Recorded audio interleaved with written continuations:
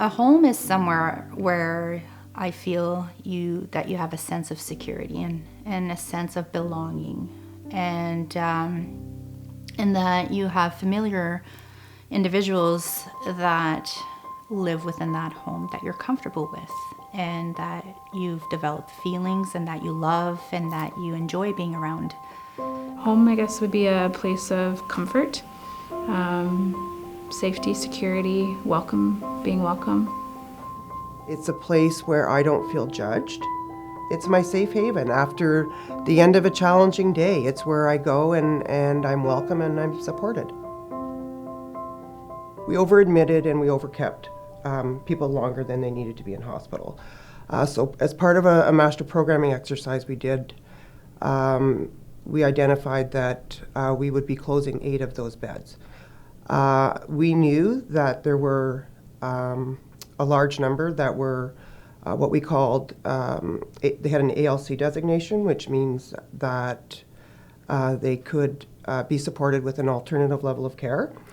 And I believe that with the right supports in community, that these folks would thrive in a community setting. We were approached by a few individuals from the hospital to talk about a transitional home. And so through a lot of planning and working with PEP, which is People for Equal Partnership in Mental Health, and the hospital, we developed a transitional housing project, which was quite successful. In the process of doing that, we determined that there was even a greater need for individuals who had very long stay, severe and complex medical and mental health issues that were living in the hospital that didn't necessarily need to be in the hospital, but it was the only option. This is not just a healthcare issue. This is a social issue, and it's a community issue that needs to have a plan where everyone has a vested interest, because I felt strongly right from the get-go that we're all responsible for this because we all allowed this to happen, to have people reside in a psychiatric hospital for 25 years. It's just not acceptable.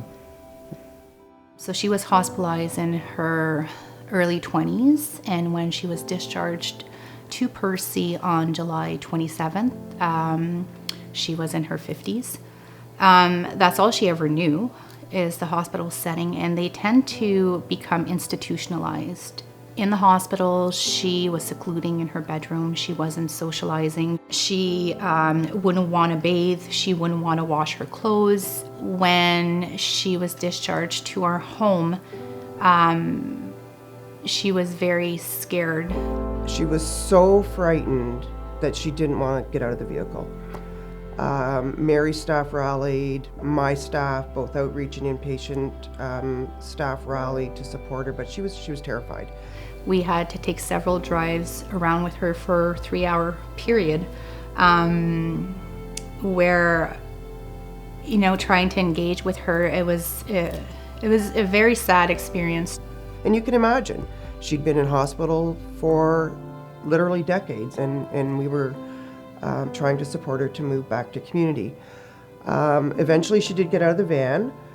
That night, one of Mary's staff sat in a chair beside her bed all night. And just told her that I was there for her and that it was okay for her to trust me. So it took a bit of time, and every time I'd go to leave, she'd ask for that security. She was terrified. This individual, it was a very short period of time, even I was surprised, within approximately 2 weeks, was just blossoming. She was helping with meal prep, setting the table. She was engaging with her housemates.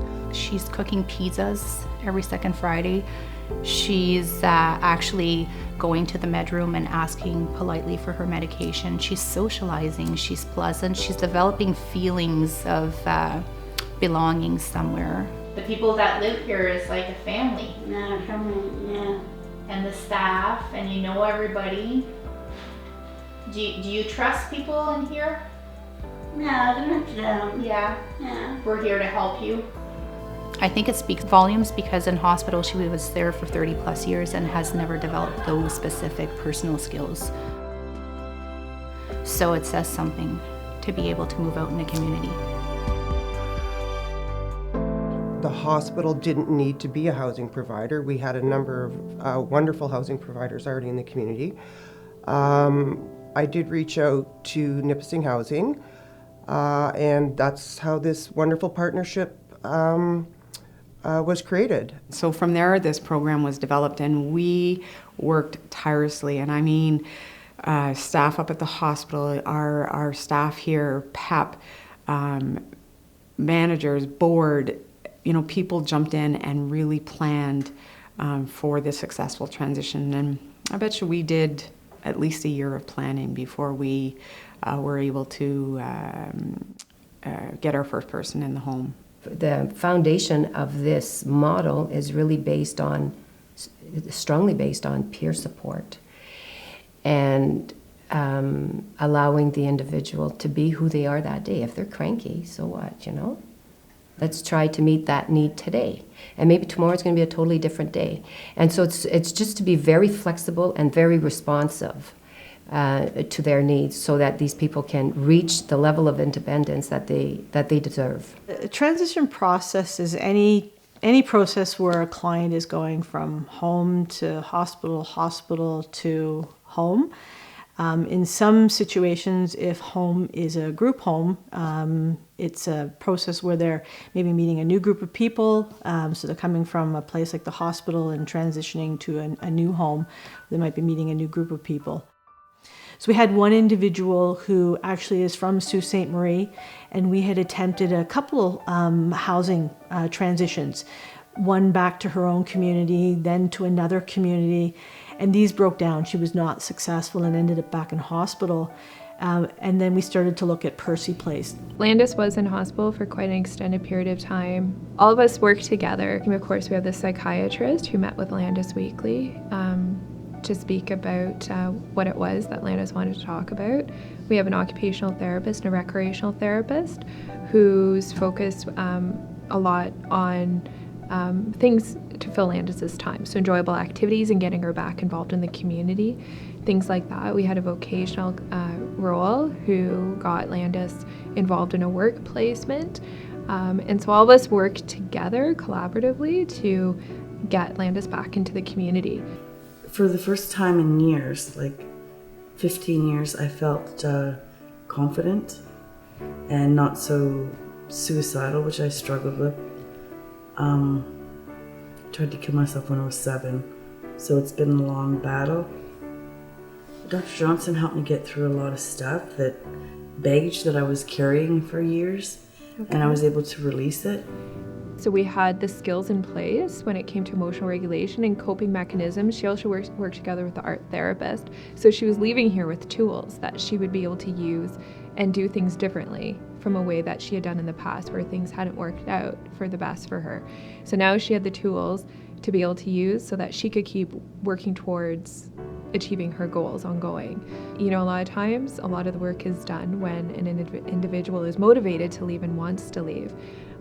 She was introduced to the staff at Percy Street and became familiar with them and went to see the apartment where she would be living. And it was her decision to move there. Her family was involved as well, so she has some family members that are a big part of her life and that mean a lot to her. So they were also involved in that transitioning period. I came here and it was beautiful and well taken care of, unlike what I saw. If I would have lived on my own, I would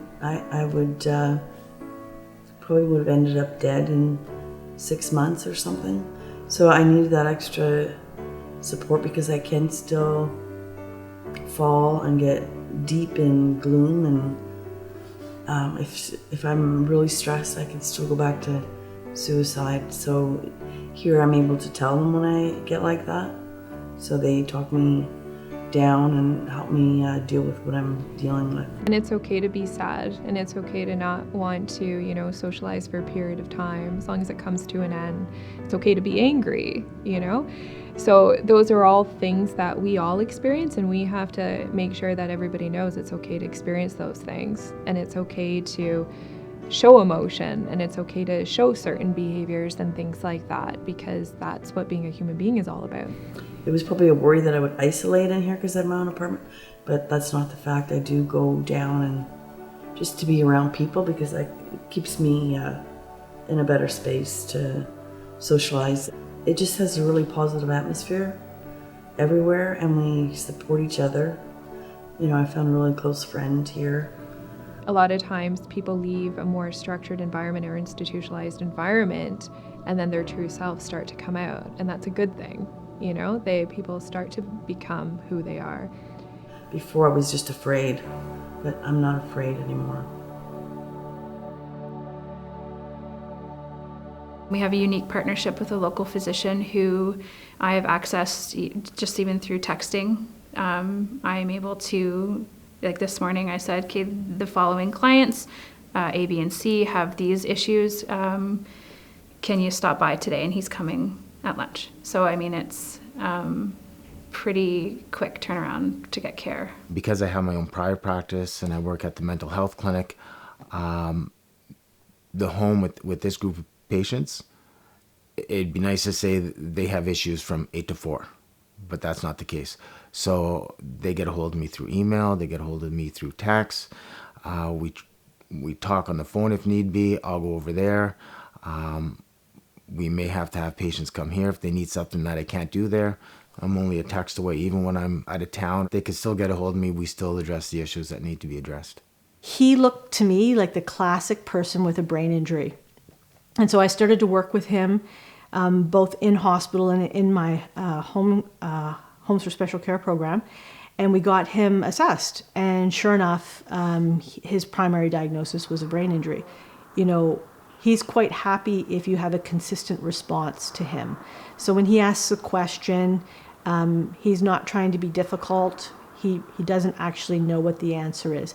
There was no acquired brain injury housing, so we were trying to fit him, a square peg in a round hole type thing. So it didn't work before.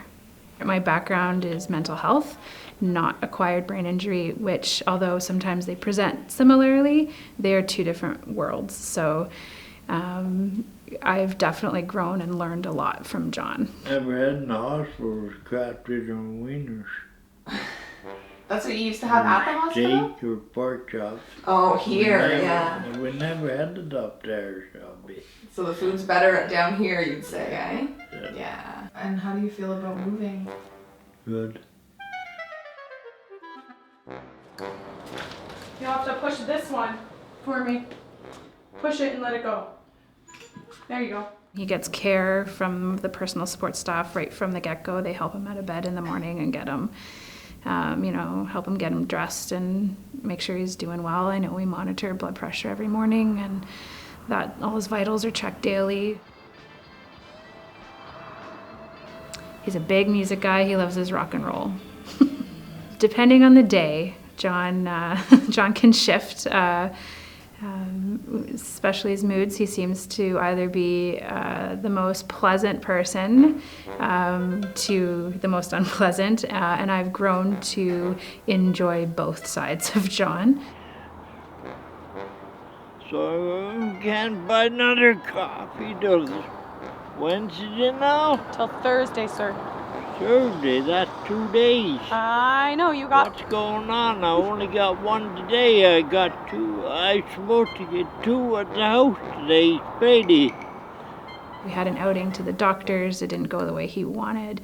And by the time I got home, he threw all of his bank cards and bus passes at me and told me a few choice words. And I actually came back to the office and started writing an incident report on it. I was so angry just at how he presented towards me. But that was a huge turning point for me at the different type of clientele that I'm working with and the appreciation for the brain injury. Would you like to Just go? a sociable man now. Yeah, you like to be social, eh? He's usually seen in his wheelchair rolling up and down the halls at Percy and chatting with whoever he can throw it, sir. see. So You just throw it out, Kathy. Yeah, thank you. He loves going to the mall and to Walmart. That's his favorite place to go. Electronics is his thing, or watches. He would like to either purchase new like MP3 players or a new watch, or return and exchange a lot of goods as well. So we put some structure around that. With the right structure and boundaries and settings, I mean, he's done really well. Takes a lot to scare this old boy. There were certainly hiccups along the way. So when you work with a number of different partners, there's a lot of moving pieces. In the hospital, I'm not assessing someone at the kitchen table or talking to them as they walk down the hall. There's a couple patients that don't want to have anything to do with me / the doctor. So if I could literally catch them walking down the hall and I say, hi, and how are you today? That might be all I get to see how they're making out with their lung disease or whatever that I was worried about with their pneumonia, for example. So that's a little different. We don't have all the equipment. So I'm relying on a lot of clinical skills, not only myself, but the staff, and relying on what they see day in, day out. The key was that we all believed in each other and in each other's abilities and in each other's, we had that trust and that faith that every person was going to do their part to make this a reality. And I think that's what really the success of the program was, is believing that the LHIN would do their part, believing the hospital would do their part, and each member of the staff would do their part. And everyone absolutely did. When a person's been in the hospital, they tend to have challenges and obstacles put in their way, and seeing how an individual can come from the hospital and be virtually told that, through the years that they could never get out, and to finally be able to take that step and thrive, it's just been incredible. And they don't have to be huge gains, they could be just small gains. From getting up in the morning, getting out and going out and doing things without having to be shadowed by a hospital staff. I've been here, I think, since I was 17. I came in here. With this particular individual, Kathy, she had also tried a number of different housing situations in community that broke down. Also tried to live independently at one point. She was our first successful graduate at the original Percy Place, which was a transition program. Came in and ended up moving into her own apartment. And because she stopped taking her medications, ended up getting quite ill and returning to hospital. They guess your illness. They guess it. She said she didn't say she was bipolar. She said, I think she's bipolar. So they gave me Epival. And of course, when I was on Epival, I went crazy. I went completely crazy. I had no dignity. I had no... I didn't care about myself. It was horrible. Finally, I hope this is the end of the whole hospital forever. I really do. I'd rather die outside than die in here. I could go on and on and on and on to tell you the things what my life is about. The ups, the downs, and stuff like that. But I'm really anxious to get out of here. It's been too long. Kathy is a young 60-year-old, 60-plus-year-old. She's someone who sees herself as really being like 30. She acts really as a young soul. So long-term care was just not an option. And we often talked about that, about housing, and she really wanted, something that was independent, and that had broken down so many times.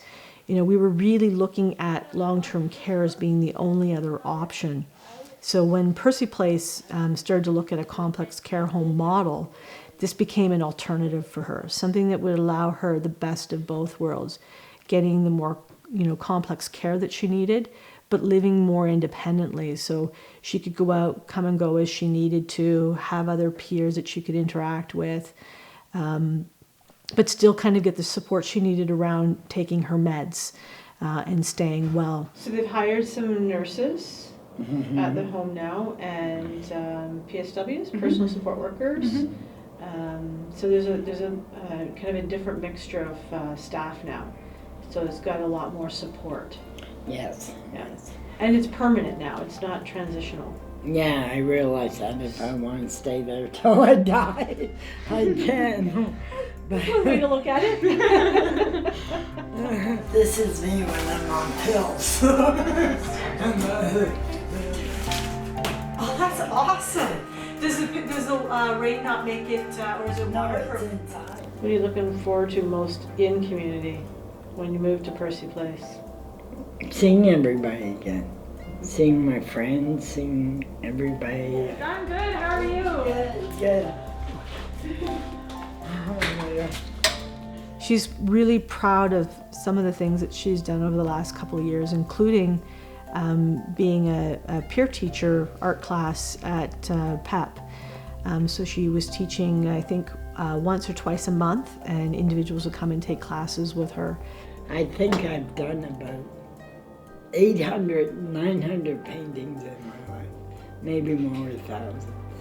When I come to visit Kathy, almost immediately she'll want to show me her latest artwork. It's the first thing that she wants to point out. And it's great to have, a point of context where we can sit and have a dialogue. And it's not about her illness. It's not about that she's, taking or not taking her medication. It's about her passion around artwork and being an artist. She likes to talk about, what the artwork, that particular piece is about, why she did it, what she was feeling. And she's very articulate in when you're talking to her in that context. They asked me for peer-to-peer support to do a picture of the ups and downs, and I've got a perfect picture of a road going like this with the trees beside, and I thought that would be awesome if I could paint that. This is something that's not about hospital or having a mental illness. This is something that is passion. It's something that she sees as being her thing. And it's an opportunity for her to be able to do that in this home. People seem to like me a lot. There must be something God gave me that is a true feeling, but I get along with anybody, no matter who it is. And I find that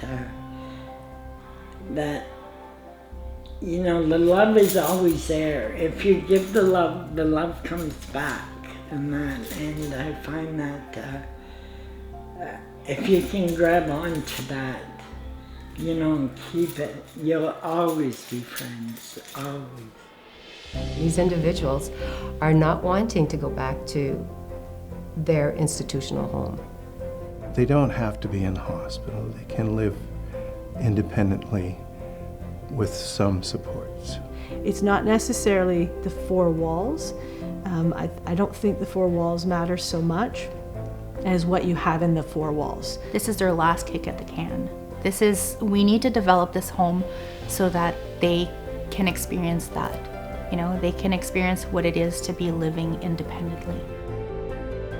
It has become a home, with people living together, getting along together. And anytime you walk in somewhere and people are happy to see you, especially after you've gone through some pretty difficult things for them, some really tough things for them, you've done okay. So I knew we'd be successful. I just didn't know how successful. Home is a sense of belonging, and where you know that you can go and be safe and be who you truly are, and you have people that you can count on. It was just absolutely remarkable.